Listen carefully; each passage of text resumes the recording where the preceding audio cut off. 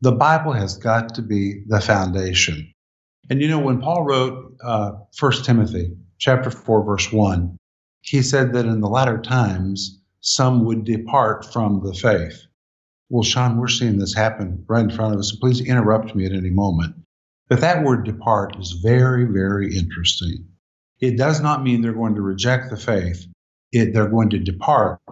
It's the Greek word ephistemi, which means to very slowly begin to step away from. It's almost as if they're being modified to let loose of the path they once walked on, and they're beginning to turn their attention toward other things.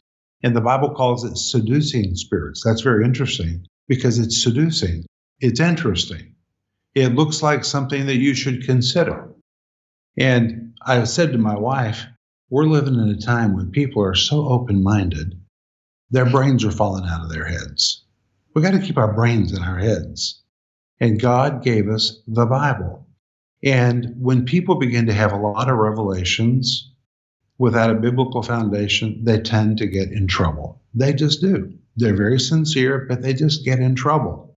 I think about my grandmother. When I was a little boy, I had a grandmother who was very, very poor. And she'd had a lot of trouble in her life.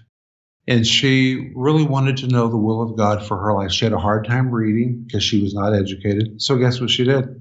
She cleaned the house for a woman who was a fortune teller. And that woman had a crystal ball. She claimed that she had a gift from God. And my grandmother cleaned her house in exchange for readings from that crystal ball. And my grandmother did not have a clue there was anything wrong with that.